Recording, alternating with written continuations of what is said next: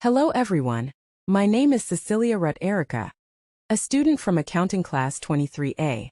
In this video, I will explain one of the basic and important topics from cost accounting, which is direct material costs. So raw materials are materials that are directly used in the production process and become part of the final product produced. Therefore, direct material costs are costs that can be directly traced and attributed to a specific product. For example, in the bread industry, wheat flour is the main raw material because it becomes part of the final product, which is the bread itself. Meanwhile, materials such as oil for machine lubrication are not included in the category of direct raw materials, as they do not become part of the product being produced. The acquisition of raw materials is not limited only to the purchase price of the materials. The total cost of acquiring raw materials includes various components. The invoice price of the purchase, less any cash discounts or trade discounts received, plus transportation costs if borne by the buyer, insurance costs during delivery, import duties for imported materials, and other costs directly related to the procurement of raw materials. All these elements must be taken into account so that the value of the raw materials recorded in the accounting books reflects the true acquisition cost in cost accounting records. The purchase of raw materials is recorded under the raw materials inventory account. When the raw materials begin to be used in the production process, their value is transferred to the work in process account, indicating that the materials are currently undergoing processing to become finished products.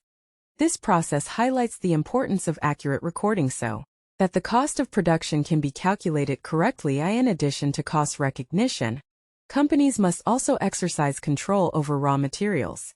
This control begins with the planning of material needs, ordering, receiving, storing, and using the materials in the production process.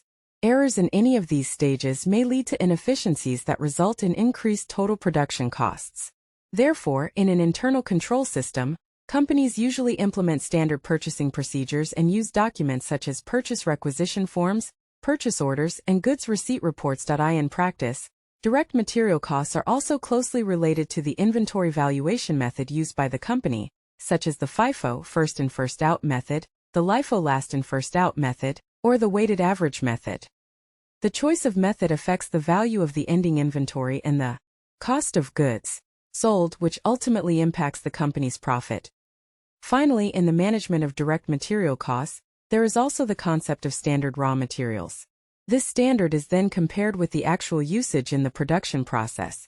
The difference between actual and standard raw material usage is referred to as a variance. This variance is analyzed to determine whether there is waste, efficiency, or deviation in the production process. Direct material costs not only reflect monetary value but also indicate how efficient and effective a company is in managing its resources to produce high-quality products at competitive costs. To sum up, understanding direct material costs is essential for managing production efficiently. It helps businesses control spending and improve overall performance. Thank you for watching and see you in the next video.